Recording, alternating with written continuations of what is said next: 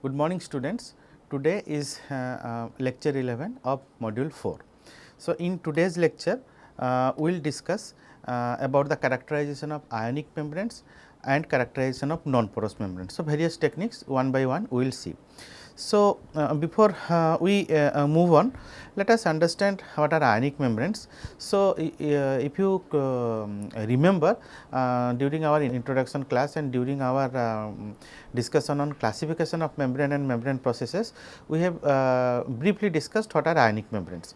So, if you recall, we can have three different types of ionic membranes. One is called cation exchange membrane, another is called anion exchange membrane, and one is bipolar membrane. So, a cation exchange membrane is something in which there are fixed anionic groups. So, it is exchanging cations. So, that is the name actually. Similarly, in anion exchange membranes, they have fixed cations and they are exchanging anions, and bipolar membrane is something in which both cations and anions are present as fixed charges, but they are separated by a particular layer or there is a layer of separation in between two different charge groups. So, bipolar membrane has its own specific applications. Now, charged membranes or ion exchange membranes are not only employed in electrically driven processes such as electrodialysis and membrane electrolysis, but also in non-electrical potential processes such as reverse osmosis, nanofiltration, microfiltration and ultrafiltration. If ionic membrane is in direct contact with an ionic solution, then what happens? What will happen basically, there will be distribution of ions, and the solution and the distribution of ions will be present in two different phases. Some of the ions will come and sit on the surface of the membrane. So, they will become immobile because there will be charge interaction between the surface groups already present on the charged membrane and their counter ions, and there will be distribution also inside the membrane. So, this distribution will continue till the Donan equilibrium is reached, and then if the membrane has a negative fixed charge, then ions of opposite charge like positively charged ion or their counter ions will be attracted to the membrane surface, and while the ions of the same charges are repelled from the membrane surface. So, and vice versa. So, in this way electric double layer is actually formed. So, let us closely look into this particular figure which is showing you the electrical potential as a function of distance. Now, two regions can be observed in the electrical double layer, a layer of fixed ions at the surface which are rather immobile since ions are bound to the surface by electrical forces. So, basically what is happening, there are ions, this is your membrane actually, right. So, here some ions will come and deposit on the surface, correct, and by virtue of the charge exchange between them, so they will become immobile, they are not in the dispersed medium, right. So, that is the fixed ions at the surface which are immobiles, okay, and they are bound to the surface by some charge this one exchange and electrical forces, whatever you can say in that way. So, further away from the surface, ions becomes more mobile and their layer is called diffusive layer. So, somewhere here we can say, okay, while you come down this side somewhere here. So, I can try to draw something here. So, let us say this is actually the membrane, okay. So, when the ions are coming and they are okay, getting deposited on the surface of the membrane. So, this particular group we can call fixed ions, okay. Then above this there are also ions are coming here, okay. Few ions are also getting deposited on the surface. It is just something like concentration polarization that we discussed long back, if you remember, recall how it happens actually, monolayer deposition, bilayer deposition, that it goes on, okay. So, here actually this diffusive region comes, okay. So, this is here x, the distance from the surface of the membrane. Now, between these regions there is something called a Stern layer, okay. You might have heard about Stern potential many times, okay. So, this is what is called, you can see this is the from here, okay. So, this is your Stern surface and the corresponding potential is the Stern potential, this one, okay, phi delta. So, if ionic solution is forced to flow along the surface, the mobile ions will flow along a layer of more immobile ions, and the shear plane can be determined experimentally. What we are going to determine is basically the shear plane, and the potential at this shear is called as Zeta potential, okay. One of the most important features or characterization parameter for membranes as well as polymers and other materials also, okay. However, the Stern potential, the value is higher than the Zeta potential. So, you can see this is the Zeta potential, okay. often it is assumed that ions in the solution are uniformly distributed and the electric potential decreases exponentially with distance. That can be expressed by this particular equation, phi equals to phi naught exponential to the power of minus k x. Now, at a distance of k inverse. Now, what is k inverse? Now, k inverse is known as the Debye length.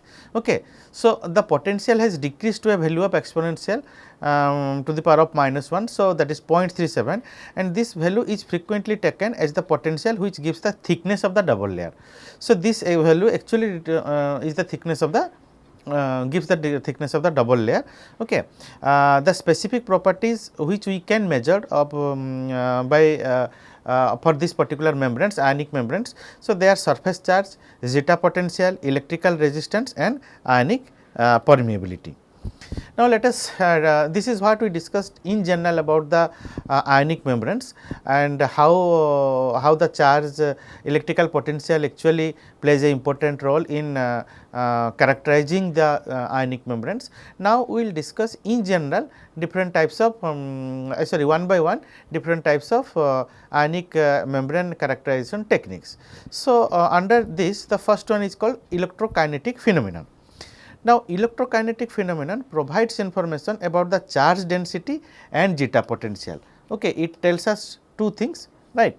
It will tells us about it will give the charge density as well as zeta potential of the surface. Now, zeta potential gives effective surface charge, and this parameter may be obtained from the streaming potential measurements. Okay. A streaming potential, when the streaming potential is generated, that also we need to understand. So, what will happen? So, when an ionic solution is forced to flow through a charged pore, so there is a porous membrane, and the porous membrane is having certain let us say charged pore or capillary or slit, then by applying a hydrodynamic pressure, okay, due to a simultaneous transfer of mass and charge, a streaming potential will be generated, right. Now, the electrical potential donated by this delta phi which has been generated by the flow of ions due to an applied driving force delta p is determined by a very high resistance voltmeter. So, you need a voltmeter. So, actually to measure zeta potential, there are particular instruments, they are also costly, okay, but in a crude way also in the labs also zeta potential and streaming potential also can be measured. Okay. Now, we will discuss actually how it happens. So, you can see there are two figures here.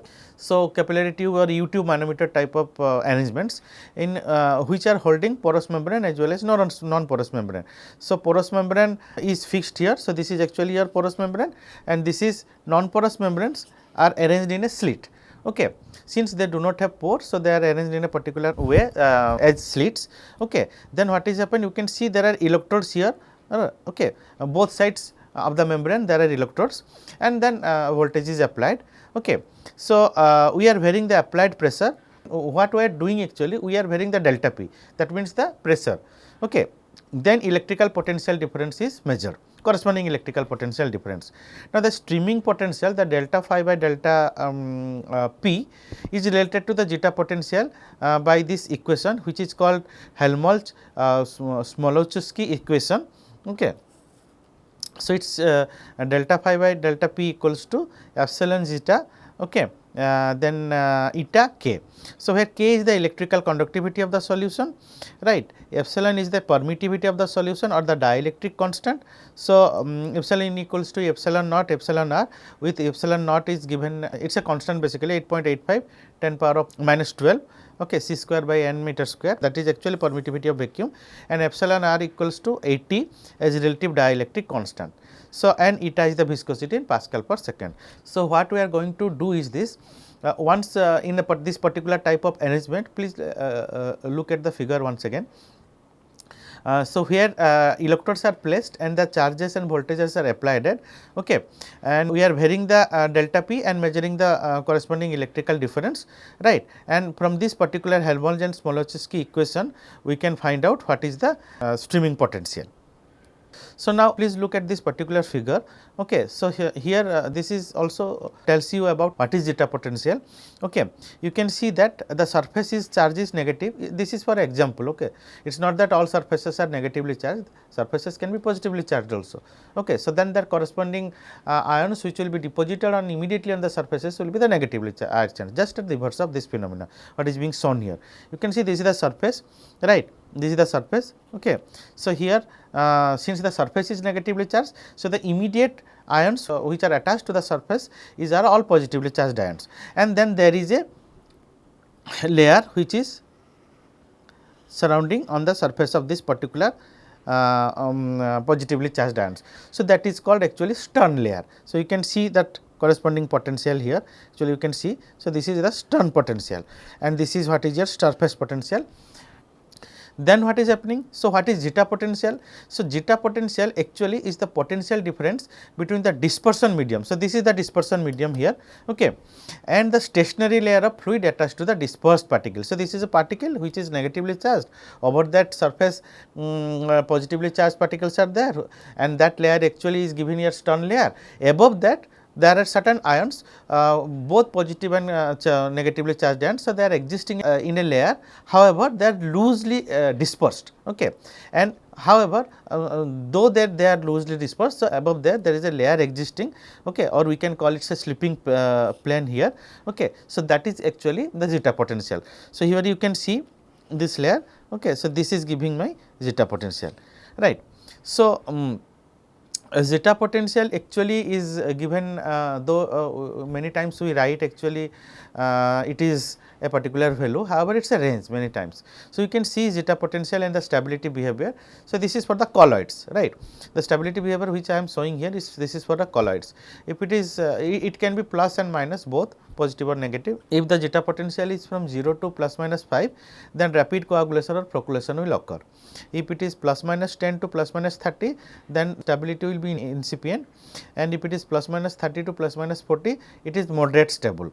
If it is plus minus 40 to plus minus 60, the stability will be good, and anything that is greater than 61 will have excellent stability. Now, this please remember that whatever I am showing this stability behavior is for the colloidal dispersion, as this zeta potential actually is measured initially, it is for the colloids, and it was derived like that. So, the streaming potential is independent of flow geometry, that is a capillary or a slit gives the same results, providing that the charge densities are the same, right. The determination of the potential provides information of the effective surface charge. However, it must be realized that zeta potential is not a constant, but dependent on the ionic environment. Now, immediately you change the ionic environment, the zeta potential value will change. So, you cannot say that for this particular membrane the zeta potential is this, then you have to tell that what is the environment under which this particular zeta potential measurement is carried out. Now, it is dependent on two parameters. First is the surface charge of the membrane and then ionic strength. The surface charge may be strongly dependent on the pH of the environment. Now, the ionic strength depends on the concentration and valency of the ions, and given by this particular equation where I equals to 0.5 summation of Ci Zi square. I is the ionic strength and Ci is the concentration of the ions, Zi is the valency of ions. Please look at this particular figure. This was what I was just telling the slide before, that an increase in the ionic strength results in a decrease in the double layer thickness, and this was K inverse, which is the Debye length and of its zeta potential. So, when you are increasing the ionic strength, so the double layer thickness actually is getting decreased. Okay. So, the zeta potential will also decrease. Okay. This particular figure shows us that. Now, have a close look at this particular figures. There are two distinct figures I am showing here, okay, to understand more about little better about the zeta potential. Here you can see this this particular left hand side figure. Okay, so it is showing the zeta potential of alumina and zirconia as a function of pH. Okay, so alumina and zirconia are materials to prepare ceramic membranes, inorganic membranes, right. So, what it says, this particular figure says this particular figure from here we are finding zeta potential absolutely true, but we can still understand in a very better way that at what particular pH, okay, that particular material whether alumina or zirconia will be either positively charged or negatively charged, right. So, you can see that alumina is positively charged till almost somewhere here, maybe it is 9 around, okay. Beyond that 9.2 or something like that. So, alumina is positively charged. Now, you can please look at this right hand side figure, you can see this it is a zeta potential as a function of pH is given, right. So, you can see this here, this is the isoelectric point. Now, what is the meaning of isoelectric point? So, it is the point in which there is no net electrical charge. Now, isoelectric point which is called as IEP, okay, or PI, many times it is written like that, right. So, that is basically a point where there is no electrical charges, there is no net electrical charges. Now, do not confuse with point of 0 orders or point of 0 charge, many times they are loosely used both these terms. Okay. Now, you can understand that here you can see this particular region which is marked like this. Okay. This particular region tells us that this region is highly unstable. Okay. Let us say from the pH here it may be somehow around 3.8 or something like that, or here it will be around 7.4 or something like that. Okay. I am just telling approximately, right, and just to make you understand. So, for this is for a particular actually material, I do not remember actually what is that material, right. And above that let us say from pH 2 to 3.8 or something like that, the material is very stable, and again above 7.5 to 12, around 12, the material the system or material is very unstable. Okay. When you draw this particular figure, zeta potential and the pH, we can understand the stability and instability, as well as we can find out the isoelectric point. Now, the next characterization technique is electro-osmosis phenomenon. Now, electro-osmosis is another electrokinetic phenomena only, in which the electric field is applied across a charged porous membrane or a slit of two charged non-porous membrane. Okay. This can be used for a porous membrane also. If I am using a non-porous membrane, then I have to make a slit of these two non-porous membranes. Now, due to applied potential difference, an electric current will flow and water molecules will flow when the ions generating a pressure difference. Because electro-osmotic velocities are independent of conduit size, as long as electrical double layer is much smaller than the characteristic length of the channel, electro-osmotic flow will have very little effect.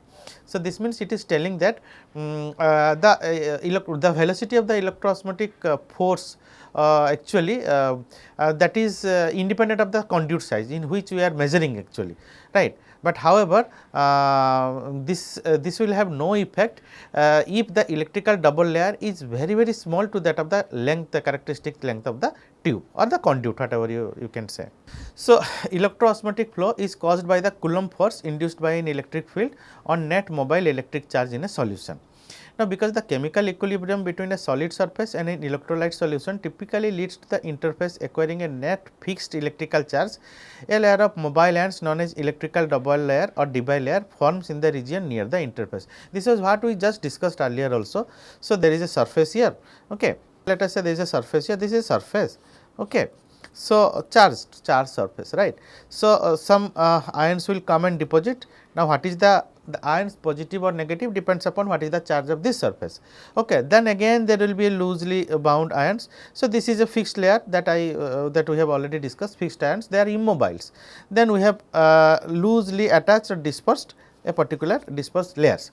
So, they are mobile. So, this is particularly actually this layer will form the electrical double layer or Debye layer. Okay. So, that is forming near the interface. So, when an electric field is applied to the fluid, usually via electrodes placed in as both sides, inlets and outlets, we just saw how it was done using a YouTube manometer type of system. The net charge in the electrical double layer is induced to move by the resulting Coulomb force. The resulting flow is termed as electro-osmosis flow. You can see actually how the electro-osmotic flow takes place. Here this particular slide figure will tell you. Now, the equation below indicates the electroosmosis and streaming potential are similar. Okay. So, dV by dt, which is the generated flow, and equals to epsilon I zeta eta by k by eta k. So, I is the current. So, a unique relationship between electroosmosis and streaming potential can be obtained. So, the streaming potential delta phi by delta p equals to dV by dt by I. So, from this equation we can understand that there is a relationship between the streaming potential as well as the electroosmosis flow. Now, electroosmotic flow is an essential component in chemical separation techniques, notably capillary electrophoresis. Now, electroosmotic flow can occur in natural unfiltered water as well as buffer solution also. So, now let us understand the characterization of non-porous membranes. So, we will exclusively discuss about non-porous membranes, and non-porous membranes are used to perform separations on a molecular level. However, rather than molecular weight or molecular size, the chemical nature and morphology of the polymeric membrane and the extent of interaction between the polymer and the permeates are important factors to be considered. So, now you understand that when we are talking about actually porous membranes. So, you are finding out certain parameters which are essentially a integral part of the porous membrane. So, what are those? Pore size distribution, pore volume, all these things, porosity, surface porosity, because they have fixed pores, right. But in non-porous membrane, when there are no pores, so what we are going to characterize and how the separation is happening. Now, the parameters which will affect the non-porous membrane separation are basically the chemical nature and morphology of the membrane. It may be polymeric, it can be anything else also, but mostly it is polymeric only. So, what is the membrane material? The membrane material and its characteristic features, both physico-chemical parameters, actually will define the rate of separation, at how the separation is going to happen. So, that is not all. Then the extent of interaction between the polymer and the permeate which is going to be to the permeate side, or we are want to reject basically taking it to the permeate side or passing through the membrane. Okay. Their interaction and the interaction between the polymer is also very important. So, that means let us understand the solute is getting transported to the through this particular non-porous membrane. So, what is the interaction of this particular solute with that membrane material is very important. Now, we have never taken into consideration the membrane material and its feature when you discuss non-porous membrane, though in charged membranes they have certain importance. However, the importance is more in case of non-porous membranes. Now, transport through non-porous membranes occurs by solution diffusion mechanism, and the separation can be achieved either by difference in solubility or diffusivity. This is how, but the solution diffusion students will discuss in detail when we will discuss our transport models and all. Okay, now for today's class, try to understand that this non-porous membrane, how it is happening, how the transport will happen when there are no pores. So, what will happen? The solute will come and get deposited on the surface of the membrane here, right. Then they have to be dissolved in the membrane material, right. So, that is why its solubility is very important, right. Solubility of what? Solubility of solute inside the membrane material. The once they are dissolved, now they will have to diffuse by virtue of the potential difference. Now, that is why diffusivity comes into picture. So, the solute's diffusivity plays a very important role. Now, once they come across the permeate side, they will dissolve. Now, this is what is called a solution diffusion mechanism, where solubility and diffusivity of the solute inside the membrane material is the mechanism of transport. The determination of physical properties related to the chemical structure is now more important, and in this respect the following methods will be discussed. So, we will be discussing permeability, different physical properties, plasma etching and surface analysis. These methods we will discuss as characterization techniques for the non-porous membrane. So, the first one is permeability method. So, you remember we discussed permeability of how to calculate water flux and all during our porous membrane characterization, also microfiltration membrane. Now, we will quickly discuss about the permeability method here in non-porous membrane also. Now, here actually instead of water here we are using gas, because since the water flow inside the non-porous membrane will be very difficult, that is why gas is being used as a source or permeate that will pass through the membrane. So, you can see this schematic measurement, it is very simple. So, there is a membrane module here. Okay. So, this one which is holding the membrane, okay. Then you can pass the gas from particular from a gas source, usually the gas cylinders, and you can measure the flow here, the permeate flow, right, by using a sub bubble meter or a mass flow meter. It is very simple technique. Now, the cell containing a homogeneous membrane of known thickness is pressurized with a chosen gas. Now, the extent of gas permeation through the membrane is measured by means of a mass flow meter or by a sub bubble meter. The permeability coefficient P can be determined by a steady state gas flow if the membrane thickness L is known. Okay. Now, membrane thickness L can be characterized or found out by various mechanisms, usually the electron microscopy like SEM or FESEM. So, J equals to P by L. So, here J is the gas flow per unit pressure, okay, and L is the membrane thickness in centimeter. So, P is expressed per unit membrane area, per unit time, per unit driving force. Now, pure liquid is contained in the reservoir.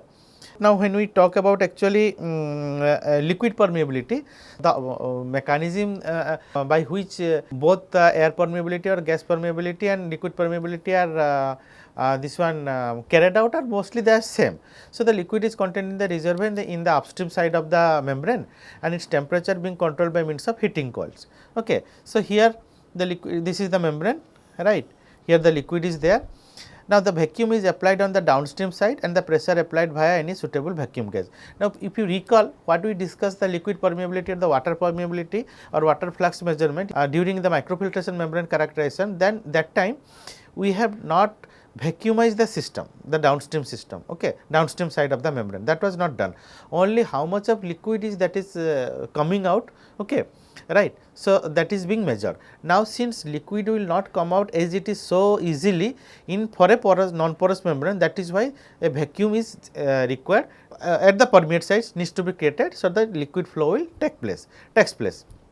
So, actually the vacuum is applied on the downstream side, as you can see this is the permeate side. So, the liquid is so the vacuum is applied there, right. So, you can do it by having a vacuum pump or vacuum gas.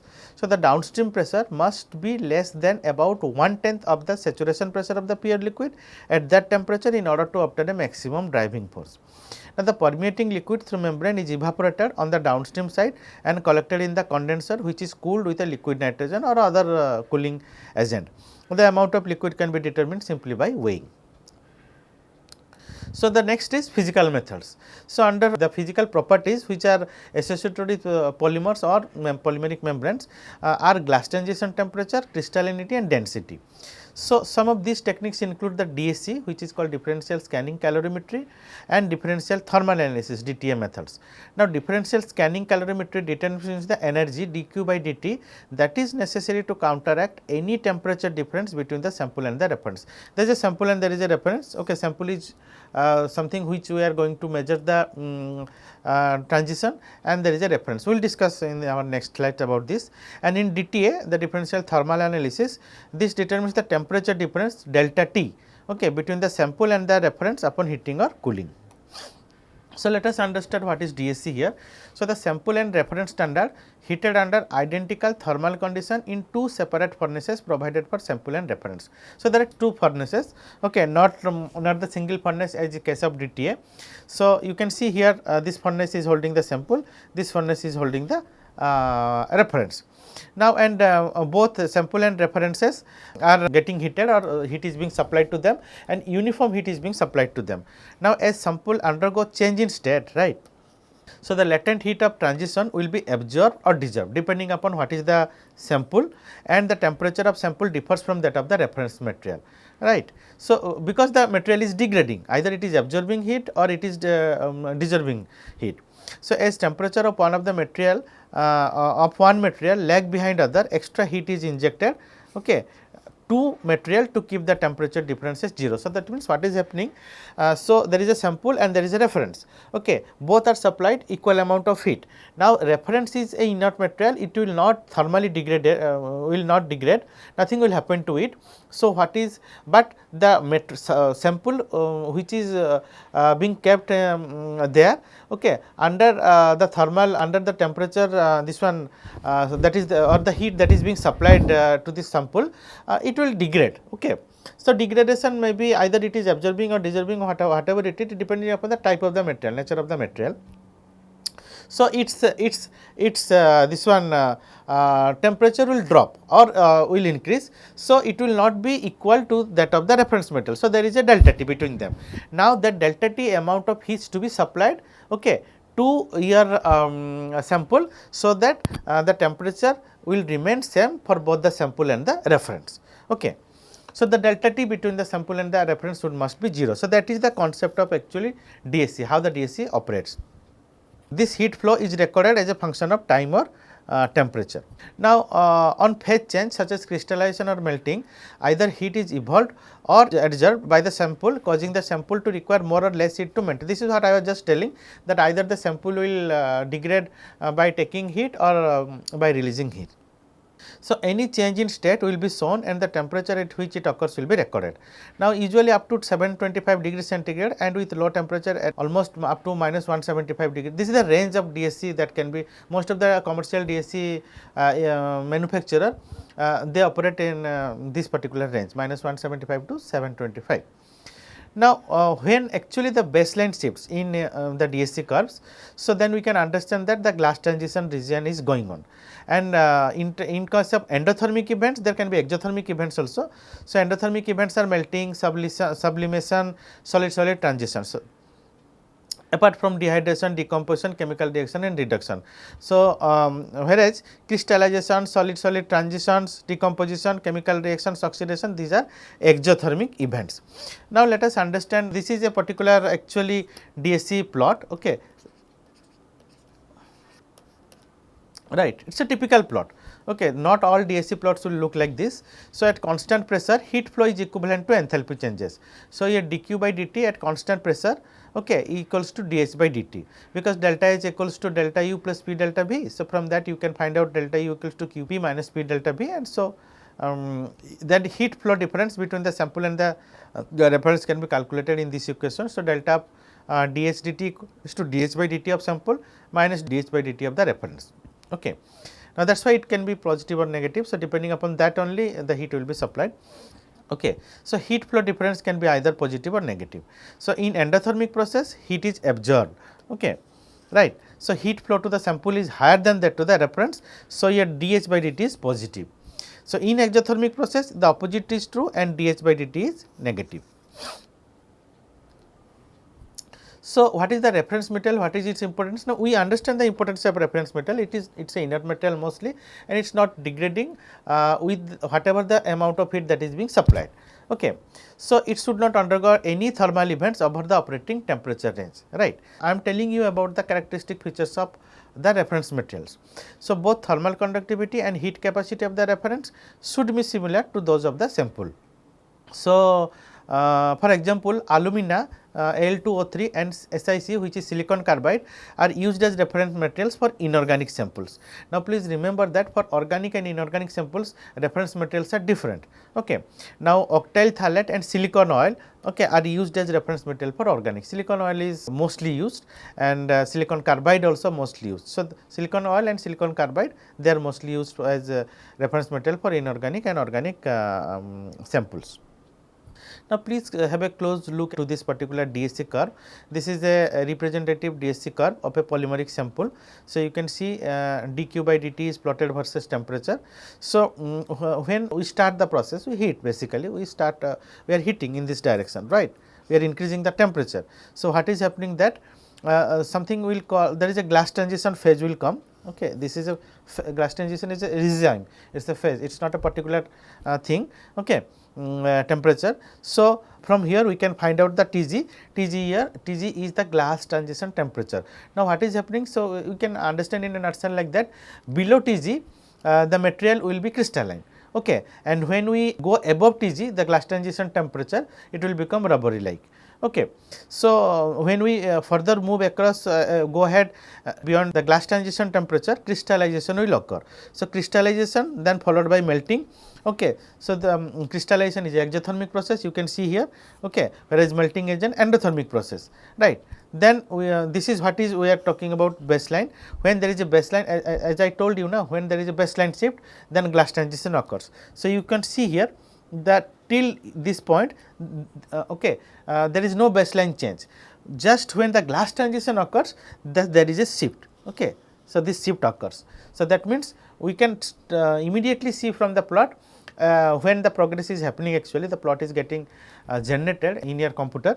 So, you can see when the baseline shift occurs, then you can understand the glass transition regime starts.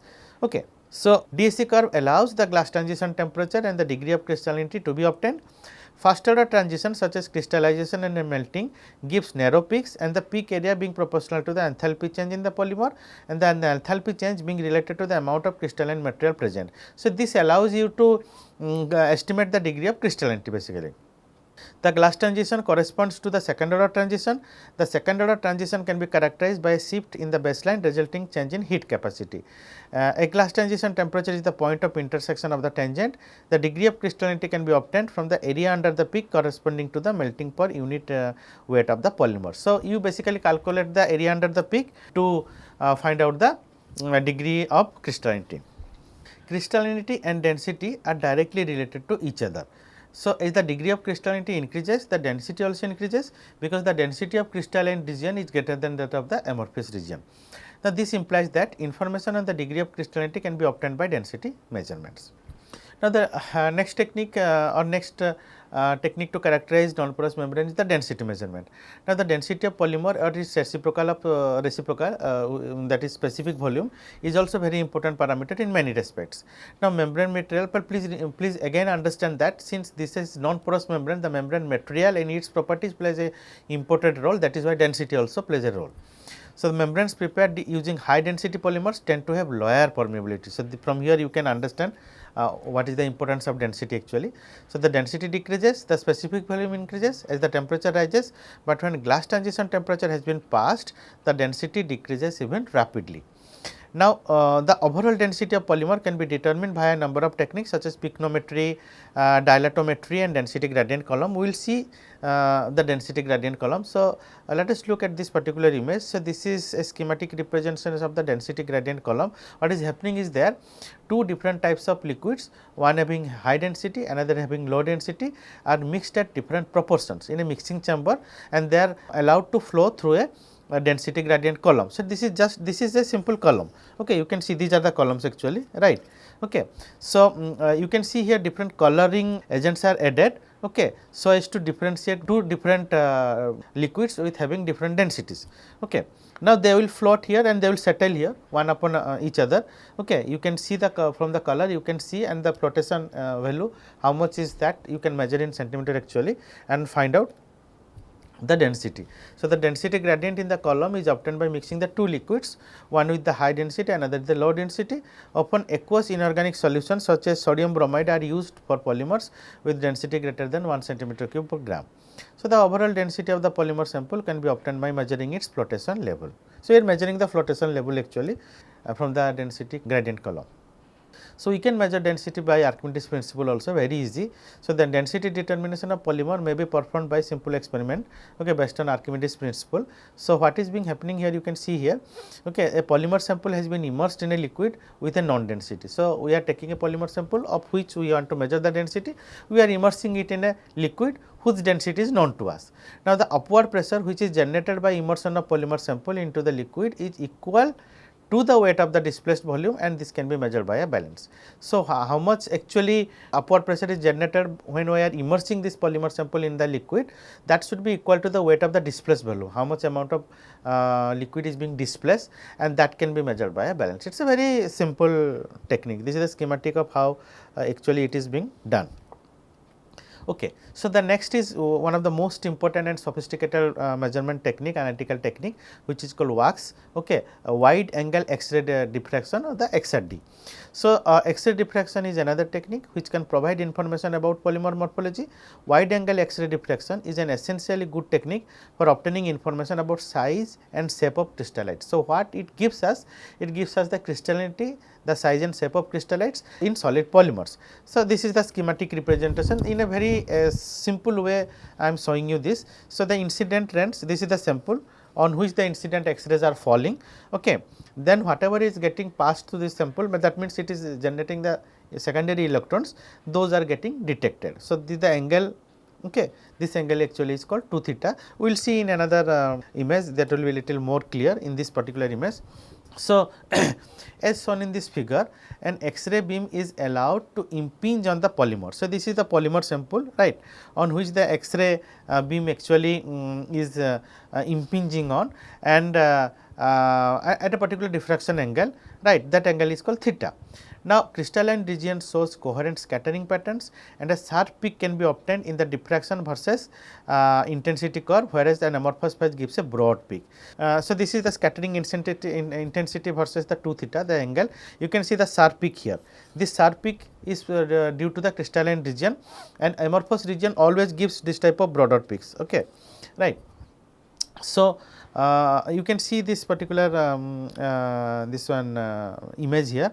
So, here theta is the angle between the incident beam, right, this is theta, okay, is the angle between the incident beam and the crystallographic plane that generates the diffraction, right, and 2 theta is the angle between this incident ray and if it is passing, you can see from here, okay, and whatever it is getting diffracted. So, this is your 2 theta. Now, you know, in earlier the XRD systems were theta theta systems. Now, most of the XRDs today's whatever it is available, they are theta 2 theta system, what is being shown here. Now, it is often difficult to discriminate between crystalline and amorphous scattering. It is very difficult actually, which implies the degree of crystallinity cannot be estimated very accurately. The spacing between the two adjacent planes. So, these are atomic plane. This is one atomic plane, this is another atomic plane. Okay.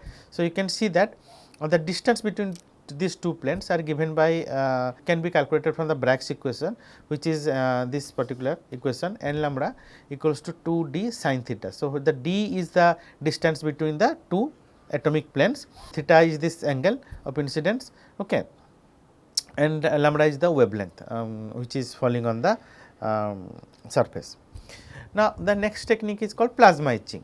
Now, plasma etching is a new technique which allows the measurement of the thickness of top layer in asymmetric and composite membrane. Now, please note this very importantly, because this is one of the most important technique which will measure or will help us in characterize the asymmetric membranes, right, those membranes which have a skin layer or a top layer. So, in composite membranes also. So, the uniformity of the structure in the top layer as well as the properties of the layer just beneath the top layer and the sub layer can also be determined. So, it is not that only the top layer is being characterized, we can characterize the sub layer also, which is supporting basically. Now, the process involves a reaction between the surface polymeric membrane and a plasma that is produced in a glow discharge. Okay, this leads to slow removal of the top layer, that material itself is getting removed, okay, and by the virtue of plasma interaction, what is happening, that we get different types of vapors or volatile products such as carbon dioxide, carbon monoxide, NOx, SOx and water. Okay. So, let us see how this actually happening. So, this is a schematic representation. Okay. Here you are see oxygen is being used as the ionizing gas. Okay. When we put it inside a plasma generating chamber, so it will ionize and it will generate what? It will generate oxygen radicals. Okay. So, you can see this. Okay. Now, they are hitting to the membrane surface and then the degradation starts. So, we get carbon dioxide, carbon monoxide, water and other things. So, this particular figure is a low pressure plasma etching of a polytetrafluoroethylene polymer. Okay. So, you can see how it happens. Actually, this is a more better schematic representation. So, here the gas is coming and then entering to this particular reactor, plasma reactor basically, under the electrode discharge. Okay. The gas will be generating different types of radicals. Now, these radicals, okay, is hitting the surface of the membrane, okay, and then it is degrading and then it is generating different other components such as carbon monoxide, carbon dioxide, here this was SOx, NOx, depending upon actually what is the composition of the particular polymer. So, by measuring the gas transport properties as a function of the etching time, information can be obtained about the morphology and the thickness of the thin non-porous top layer. Now, because the top layer thickness are generally within the range of 0.1 to 5 micron, the etching rate must be below. For small etching time, only when a portion of the top layer is removed, it is expected that the selectivity should be unchanged. This is a good process, actually good technique. However, little costly apparatus is required because we are talking about generating plasma. Now, the next methods are surface analysis methods. So, in composite membranes, the membrane properties are determined by the extremely thin layer, the top layer or the skin layer. So, when this layer is applied via polymerization reaction, we have discussed about all these techniques, no? The techniques to make asymmetric membranes or composite membranes. So, such as plasma polymerization, interfacial polymerization or in situ polymerization, the chemical nature of the layer is not known exactly. So, that is why you need to characterize it. So, the outermost part of the material, that is its surface, is an extremely sensitive part which bears the surface characteristics. So, what are those? So, the chemical activity, adhesion, wetness, electrical properties, optical properties, corrosion resistance, friction and biocompatibility of the material. And it is also a part that it is prone to losing such characteristics by degradation and contamination of the environment, adhesion of the process residues, etc. So, you can see there are so many surface properties. These are all of them plays a certain role, okay, when the separation is actually going on through the membrane. Now, in order to examine a solid surface, the surface must be first stimulated to examine the signals that appears. So, to stimulate that we can use either light or X-rays and electrons, okay, different types of electrons, okay, for surface stimulation. So, among the various signals that appear as a result of such surface stimulation, particles such as electrons and ions that are only given up by the surface. So, what actually we are doing is that we are using light, X-ray or electrons to stimulate the surface. So, once the surface is getting stimulated, the surface is emitting certain electrons, right, or ions, whatever it is. So, that what is being emitted is being actually observed or that is goes to the detector, that is being detected actually. So, their properties are analyzed to reveal the chemical structure of the surface. So, under these techniques we will discuss three different analytical methods. One is called XPS, then the next is TOF-SIMS and another is AES. So, let us first see the AES, which is called Auger electron spectroscopy.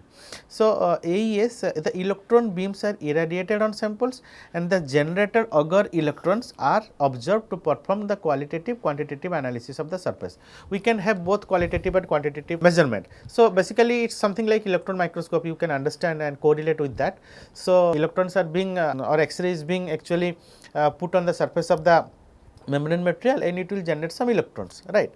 In SEM also it will generate the electrons, those are called secondary electrons. Now, these secondary electrons are actually detected.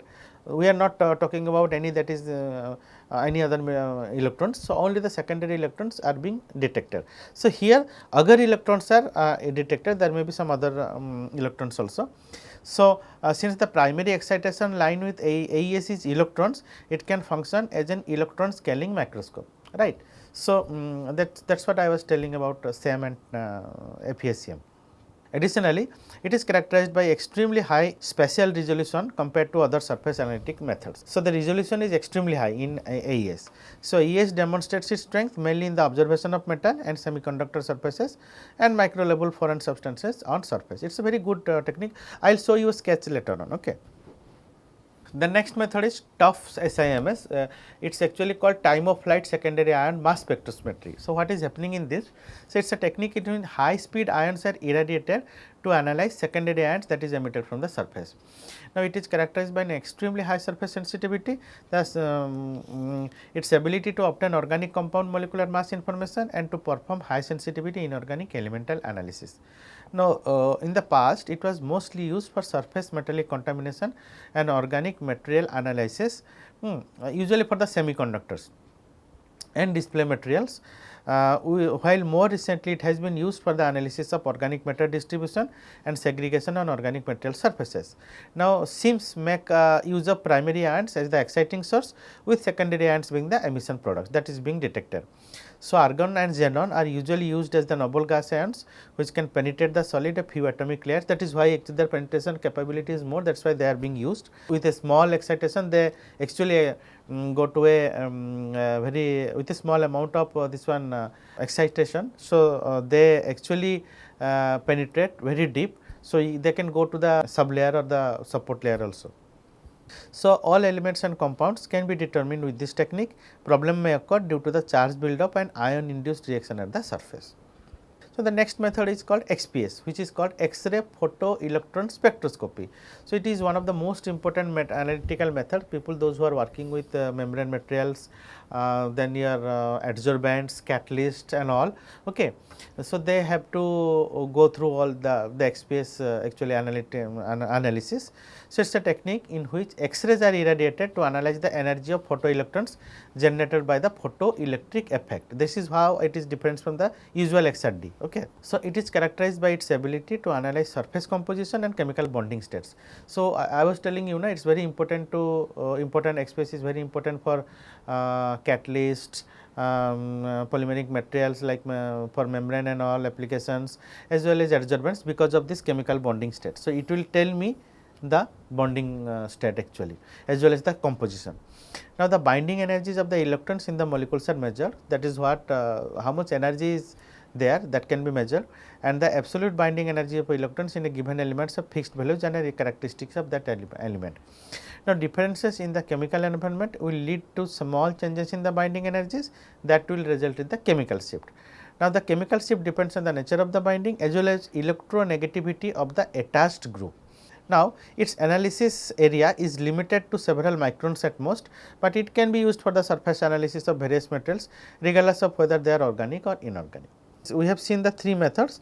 Now, next slide is showing you understanding or in the form of images of this particular three methods which we discussed, the AES, the TOF SIMS and the XPS. In case of AES, the resolution is very high, it is 3 nanometer, for TOF SIMS it is 100 nanometer, for XPS it is 100 micron. And these are the images actually micro analysis. So, this is the image obtained from the analysis from the you can see the what we are measuring is the agar electron. This is not being measured, right. In AES, what we are measuring is the secondary ion, not this one, not the secondary electron. Okay. In case of TOF SIMS, and what we are measuring in XPS is the photoelectron, okay, not this secondary electron. So, please see, this is in a nutshell, in this single picture will tell you the differences between AES, TOF SIMS and XPS. Okay. And these are the corresponding images from the analysis. You can see this is the resolution at 1 micron, this is as 20 micron, this is 500 micron. Okay. In XPS we are able to see the oxide, nitride and different phases also, right.